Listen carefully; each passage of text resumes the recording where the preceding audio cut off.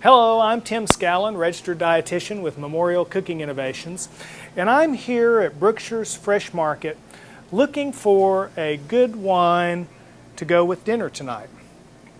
You know, drinking wine in moderation can reduce our risk of heart disease. It can add a festive touch to any special occasion, plus it can enhance a very good meal. I think there are a lot of people who don't choose wine with dinner because they're just not sure which one to pick. And it is true that the world of wines is a universe that takes a lifetime to learn. But as a place to start, let's just talk about a few basic rules. Traditionally serve white wines with chicken and fish, and red wines with beef and pork. There are exceptions to this rule, but it's a place to begin. Another good rule of thumb is to pair full flavored wines with strong flavored foods. Light wines with mildly flavored foods. Fruity wines pair well with fruits and cheeses. Generally serve red wines at room temperature and white wines chilled. Because white wines tend to be lighter in body than reds, they are often served in the hot summer months when they are more refreshing. Italian wines like this Chianti are made well to go with pasta or pizza. Pinot Grigio, a light fruity Italian wine, goes well with fruits and mild cheeses. When choosing a wine, don't assume that a higher price is a better choice. While price can be a predictor of consistent quality, the smart wine shopper will look for values. Find a wine that you like and try different producers from that variety. Okay, well, I found some wines to surprise Chef Manny with, and I found something to complement a very romantic dinner this weekend. Welcome to Memorial Cooking Innovations. I'm Tim Scallon, registered dietitian. And I'm Manuel Marini, executive chef. Tim, before we get started, I got to share this with you. Okay. The last couple of weekends, you know, the show's been on our fishing little trip that we had. The fishing adventure, yes. Well, it was so funny. I had the whole family, the in-laws coming over, the brother-in-law and everyone. And so I'm making breakfast in the morning. The show comes on, and they're laughing. And, you know, this went on for 2 days in a row. They get up, have breakfast, watch TV. And the second day I said, "What's so funny? What are you guys watching? The Comedy Channel?" He goes, "No, it's your cooking show." All right. I thought that was funny. I mean, they enjoyed it a lot, just, you know, because it was funny. I mean, it was a good thing. Plus, they learned a lot about cooking as well. So. Well, you know, Chef Manny, one of the things that I hear people over and over say is they enjoy learning about cooking, they enjoy learning about nutrition, but they also just enjoy us interacting. You know, we get together, we have a good time with food. I thought it was funny. I mean, you know, so anyway. All right, cool. So, Tim, what do you got for me? Well, I picked up 2 wines Okay. that I wanted to see what foods you would pair them with. I've got a Malbec and a Chardonnay. Perfect, perfect. Okay. Let's start with the Malbec. Okay. Here's my menu. A nice stuffed portobello mushrooms. Ooh. All right, with a little bit of tomato, basil, and mozzarella cheese. Lots of different flavors. Lots of flavors, healthy. Goes good with the complex flavor of this. This has a lot of flavors. And you know, in it. you're more of a wine connoisseur. I just enjoy drinking the wine and mixing and matching. Yeah. So when you told me a nice Malbec, why not? Let's try that one. Well, and that's a good point, Chef Manny. You know, pairing wines with food is really about flavors. So you pair a bold flavor with a bold food. And that's a good basic rule to go with. Okay, so show us what you're going to do. This is going to be today. real simple. We got some nice, beautiful portobello mushrooms. Okay. All right, you get them at the store. They're come in all different sizes. So, you know, if I'm having a party or something like that, 2 ways of doing it. One is, you know, running in water, cleaning them really good. Now, they do absorb a lot of water. So you're going to have a lot of liquid absorbing it. Another one would be to brush it really, really good, just like I did these. I brushed them really, you know, just brush dry. And then I ran them through water real quick and then just kept brushing it a little bit more and just try to get all the dust. Because what you're trying to do is have them not absorb water. Exactly. Okay. Okay, so then I got these ready. So what I did was I got my little baking pan here. Yeah. Okay. Okay. I'm going to put it right here. Put a little bit of olive oil here, okay? Just so it don't stick. And then I'm going to put my mushrooms right here. Okay. Okay, Tim? And then we're going to put a little bit of olive oil here. Okay. It's always good, olive oil. Olive oil is a healthy fat, yes. Okay. We're going to add a pinch of salt. A pinch, okay, Tim? Okay. Yeah. That looked like 2 pinches there. It was half of the first pinch. Not that I'm counting or anything. But you know how these dietitians are. I know how they are. Okay, a little pepper, right? Yes. So now we're just going to go ahead and bake these. Okay. All right. So we got the oven at about 325. Good. All right. Okay. So we're going to bake these real quick. Now we're going to do the stuffing real fast. All right. I have me some really nice diced tomatoes. Yep. You can use a nice Roma tomatoes, whatever your preference tomatoes are. Okay. Fresh farmed tomatoes. Okay. Now a lot of people here in East Texas grow tomatoes, so okay. I got a nice tomatoes there, right? I have a little bit. Let me see, a little bit of mozzarella. Mm-hmm. Nice shredded mozzarella, low fat. Okay. Skin mozzarella, and then I got some fresh basil. You got a lot of flavors in this. Yes, basil is really, really, really good. Yeah. And it doesn't hurt to put a little more. It doesn't hurt because it's just the flavor, okay? And you know, when you have a lot of flavors, a lot of different foods, and this is true for any combination dish, it means that you have a lot of different nutrients. Okay, I put a little bit of olive oil there, okay, Tim? Okay, just to kind of mix everything. Just to kind of mix, okay? So now we're just going to mix this in really, really, really, really good. This kind of looks like almost like a bruschetta recipe. Exactly. Okay. Okay, so we're just going to mix this in. So you could put this on a bruschetta bread. On a bread, if and you we'll wanted do to. and Yeah. we'll do that later, and we'll just talk a little bit about that. Okay. And a pinch of pepper, okay? Okay. Nice flavor there. Yeah. Okay. You know, we're getting a lot of good reds from South America these days. This happens to be a Malbec from Argentina. But a lot of good red wines from South America. You know, Chile, Argentina are big beef countries. They are. And so they're making And Chile good is reds. a grape. They produce a lot of grapes, and that's why they make good wines, and they share. Yep. And so, But we got really good wines from all over the world as well. Now, when we call this a wine with a bold flavor, and of course we would say pair this with foods of bold flavors. This is a lot of different flavors. But what would be some other examples of foods? Like, for example... well, you got beef, of course. We talked about beef. You got wild games. Yes, you know? there you go. You know, there's just... Barbecue. Barbecue. This You would never think... You would never think about drinking a glass of wine with barbecue, would you? We don't think of it, but you know what? In South America, that's what they have, yeah. They do. All right. So we got our we cooked off a little mushrooms real quick. I'm going to put it right here. This is hot, so be careful there, Tim. Okay. I have my spoon here. So we're going to grab this, and we're just going to stuff them, okay, Tim? Okay. We're going to stuff them really nice. And, again, make sure you stuff them really, really good. So all that flavor is going to soak right into that mushroom. And the mushroom, the basil, the tomatoes, everything will go right into the mushroom. You know, and the mushroom has its own woody flavor. Yes, especially these nice portobellos. Excellent. Yeah. You know, portobellos, I mean, well, I guess mushrooms in general are kind of like eggplant in that they soak up whatever flavors you cook them with. And so that's kind of one of the reasons why they're kind of fun to cook with. Huh? Yeah, definitely. Okay, so now we're going to go back in the oven. Okay. Okay, and how long do we want to cook it? We want to cook it for another 15, 20 minutes. Okay. Just so that cheese will melt, and you'll see. You'll see the results. Right. It's wonderful. All right. So let's go with the next wine. Okay, so the other wine that I chose was a Chardonnay. So Chardonnays, you know, Chardonnay is a world of its own. If you had a Chardonnay and you didn't like it, it doesn't mean you don't like all Chardonnays, because there are buttery, rich Chardonnays and there are fruity, light Chardonnays.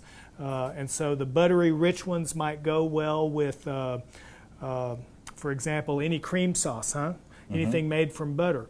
Whereas a fruity one goes well with fruit.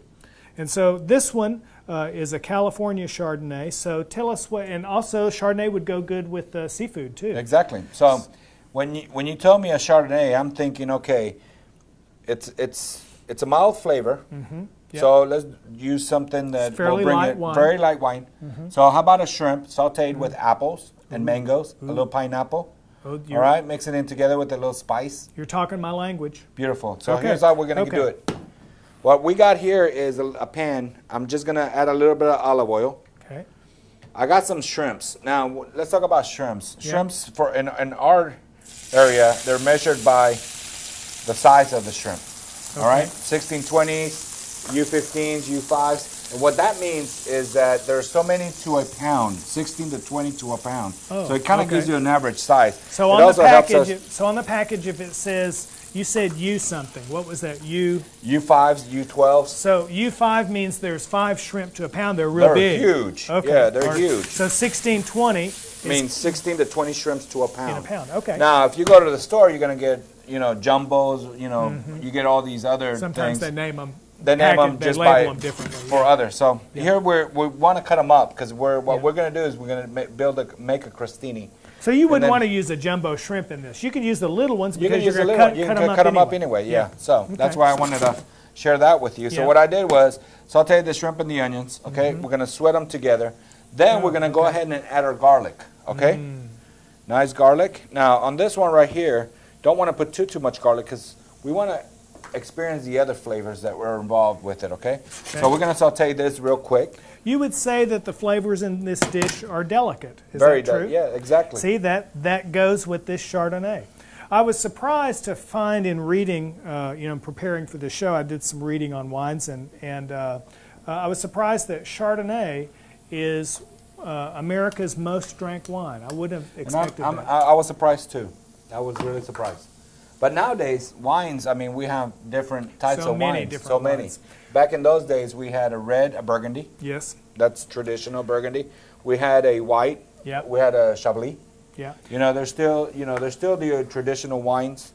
Well, and also, Chef Manny, wouldn't you say that's true for cuisine too? Exactly. Like We're changing flavors. I mean, in 50 years ago, would you have done this kind Probably of mix? not. Maybe not with the mango. Yeah, not with the mango or just pineapple. Exactly. I mean, this is something that it's part of the creativity that we come up with. Well- and that we're so accustomed into trying something new. Exactly. And this is, for those that don't drink wine, try a nice wine. Talk to your wine connoisseur that works at the grocery store, at the liquor store, and ask them what kind of wine you're interested in, because they're pretty well knowledgeable about it. And this has bearing on the rule that I mentioned when I was shopping with you all earlier about the traditional rule of putting a red with beef and pork and a white with shrimp and with chicken and fish. Because our cuisine has changed, we have so many more flavors in the foods that we eat, and because we have so many more wines available these days, that rule is more. It's really more of a tradition, and it's really just a place to start because there's so many exceptions to the red and white rule. I agree with you. Yeah. Okay, so what I did with this, I sauteed the pineapples and the apples. Okay. I saved the mango for last, which Okay. is right over here. Only because the mango, sometimes you might find them real sweet, nice and sweet, and they're also kind of tender, It's softer. softer, so you don't want to really kind of overcook it too much. So we want to throw that last. So this is that same But- rule that you've taught us on cook the toughest ones first. The tough ones first. Okay. And then it also shares the This is colors as beautiful. well. It's looking very nice. And then once we get it all, now remember about the shrimp. The shrimp you want it to a nice pink. You also asked me about how do you know that where shrimp to is cook the done. shrimp. Well, Yeah. we can always sushi bars and things like that. They offer raw shrimp and things like that, so you can actually eat raw shrimp. We don't want to eat that, but what we want to do is keep it a nice coat, a nice pink. When You you're don't want to overcook it. You don't huh? want to overcook it because it's going to be chewy. Yeah. Okay. I'm gonna add the little basil while we're talking about shrimp. So like- what I'm hearing you say, now you correct me if I got this right, but I'm hearing you say that on the shrimp you would rather undercook it than overcook it. Yeah, well, is that true? That for me, for this type of dish and a lot of dishes, yes, because Okay. it'll keep cooking if you're gonna Okay. keep it hot. Okay. Now, if I'm boiling shrimp, because I have happen to go buy up 2-3 pounds of shrimp, and I want to do some cocktail or whatever, drop it in nice seasoned water, season it to your likings.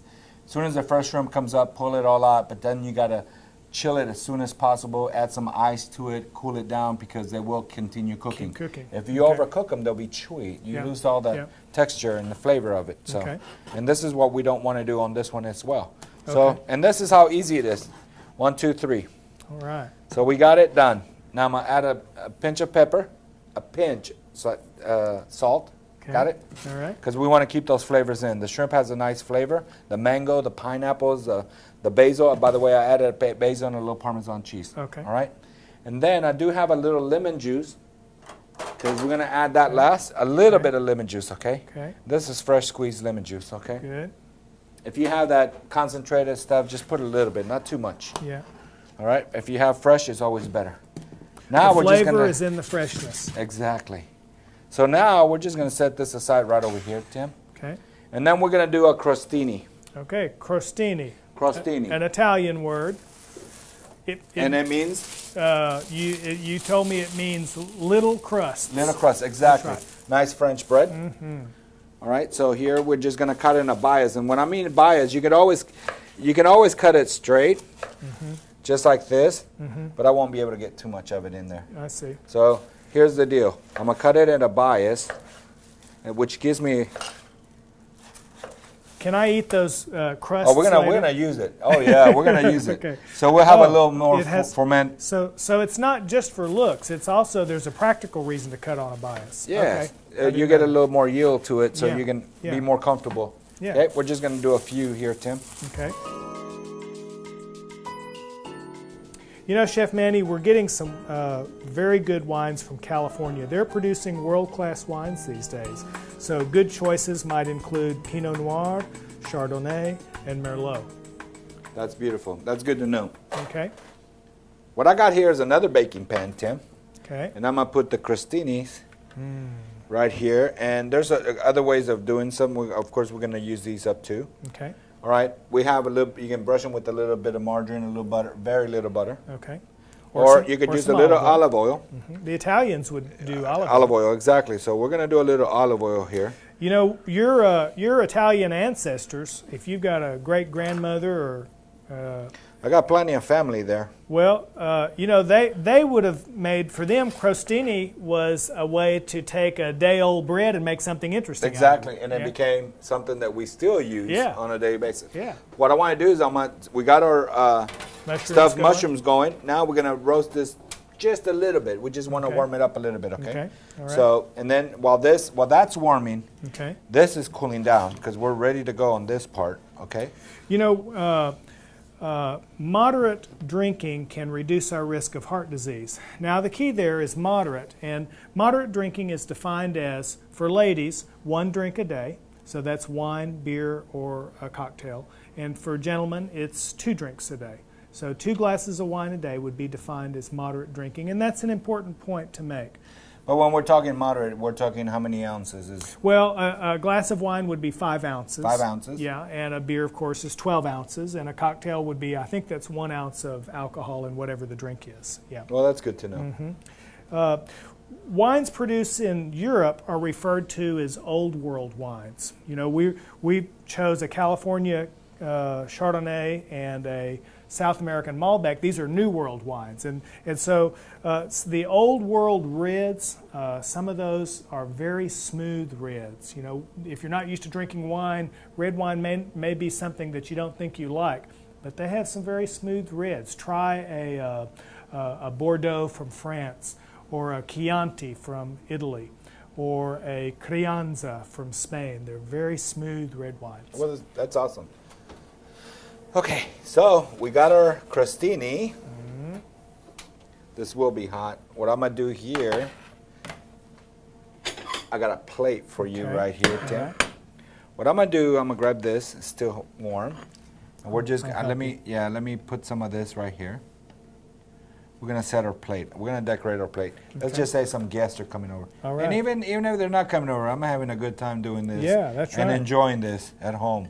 Get the family involved; they'll Yeah. all enjoy it. Yeah. This is good, heart healthy. Yeah. It's all it's all natural. It's all fresh. You know, so I know a German Shepherd that would love this. you do. Yeah, she lives with me. She Yeah, eats her name's fancy? Polly. Yeah. Well, she eats. It doesn't matter whether What it's is it? fancy or plain. Yeah. And look at this. Ooh. Look at this. That's This wonderful. is beautiful. All right. Let me put that one right there. Super hot. Look at Oh, that, Tim. that's Okay, one for me beautiful. and one for you. How's Okay. that? Yep. We'll put both of them here. We'll let it cool just a minute because you really want that cheese, that melted cheese on there. Okay. So what do you think? Oh, this is beautiful. This is incredible. You're a maestro. And that'll go good with the ones that you chose. You bet. Okay, Chef Manny, I actually selected a third wine that I didn't tell you about. It's a surprise, and I didn't tell you because I have a recipe to go with this wine. Which one is that? Well, it is a Beaujolais. A Beaujolais. Okay, now Beaujolais is an exception to the red wine rule. You know, I told you guys earlier that you drink red wines at room temperature and white wines chilled. I was talking to them when we were at the grocery store. And where was I, Tim? you were busy cooking at okay. Memorial. Okay. But at any rate, the Beaujolais is a red that you serve chilled, not at room temperature. Also, Beaujolais is a light red wine. And so it pairs with a lot of different foods, but you wouldn't drink this like with a heavy, like the barbecue, like we were putting that Malbec with. So let me show you what I want to put this light red wine with. I have an air popcorn maker, and for anyone who likes popcorn, this is a great thing. Sometimes my wife Kathy and I, we do popcorn in a movie. Polly really likes popcorn in a movie too. I think she likes everything. Well, I think she likes popcorn more than the movie. But I can see that. But this Beaujolais goes great with a pan of popcorn. So I thought I'd make us some popcorn. Oh, okay. Okay. You know, popcorn is a very healthy snack. It's high fiber. If you do it right, it's low fat. So with an air popper, we're not absorbing any oil in the traditional way. An air popper also is a very inexpensive way to do popcorn compared to microwave because you just use regular popcorn. Microwave popcorn is a real expensive way. And if you ever cut one of those things in half, you see a lot of shortening in there. Well, you don't want that. No, you don't. And so this is real easy. You, in your popper, you use just a half cup, and that's an important point. So we're going to add the popcorn. Tim, What? you always got to measure everything, right? Everything. I thought maybe you'd count every kernel. Now, well, almost. It's not quite that bad, but it's almost that bad. Now, what I'm going to do, once I turn this popcorn popper on, well, you all aren't going to be able to hear me. So what I'm going to do is as the popcorn begins to empty in and layer into the pan, I'm going to spray this butter-flavored spray. And this salt is it's popcorn salt. It's a very fine grain. And so that enables me to put just a little bit layered as the corn dispenses in. But when you say a fine grade, that doesn't mean it's healthier. It's just that I could get by with using less. Exactly. And that's okay, and what I'm trying to that's do. very important too, Yes. because people think, oh, it's healthier. Let's put a little bit more, and it's not. And I'm glad you brought that up good. because that's exactly the reason why you want to use popcorn salt as opposed to rock salt or Kosher or anything like that. Yeah, Okay. heavier grade. Okay, so let's get started. Let's get our popcorn going.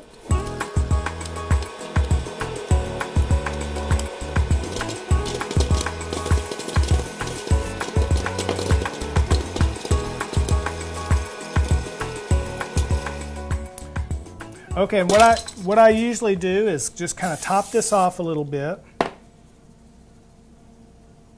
And you have a really good popcorn. You want to try it? Yeah, definitely.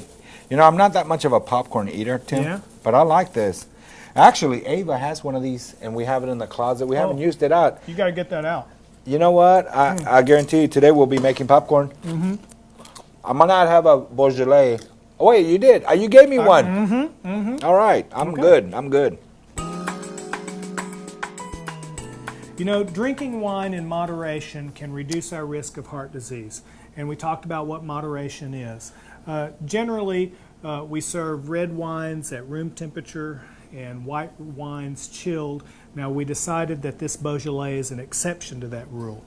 The shrimp and fruit crostini pairs very well with the Chardonnay from California. And not because it's a white wine, but also because of the texture of the wine. It's light. Exactly. That's right. It's a light wine with a light, delicate flavors Flavor of to the it. shrimp. Yeah, and of course, try the Malbec with something like this stuffed portobello. And if your palate is not used to drinking red wines, you know, a lot of people in our area are not wine drinkers, and so they feel like red wines, they're too bitter. Well, try this Beaujolais, because it's a light red wine. It's a good wine to get started on and develop your palate to where you progress on to other One wines. very important thing, wine is not like drinking any other beverage, like a glass of water where you just chug it. You're supposed to take a sip and enjoy, That's feel it. that flavor. Good And that's point. what a lot of people don't realize. Wine is to be enjoyed. Yeah. And a cup can last you a good, good long time. Just take a sip at a time and enjoy that flavor. Well, and it's like anything else, the occasion, it enhances the occasion, but it also enhances a good meal. You've taught us about flavors in food and how to appreciate those flavors. We don't do fast food. We don't. We're doing food to enjoy life. And wine, becomes a part of that. And then I guess the last thing I'd say about wines is we've covered some rules, some basic rules, but don't be afraid to throw those rules to the wind and just learn and experiment, because it's like we said earlier, a lot of different wines go very well with different foods. So with that, Chef Manny, you've just really, you outdid yourself on pairing these foods with these wines. Can't wait to try them. Yeah, and we just want to say thank you to the Polk Diabetes Center. The folks at the Polk Center are working hard to give people control back of their diabetes. We want to say thank you to Sodexo Foods for Chef Manny Marini. And also thanks to the City of Lufkin for filming and producing the show and distributing Memorial Cooking Innovations to 46 cities across the country. Thank you. And of course, we want to thank you, our viewers, because without you, we wouldn't be changing the world One bite at a time.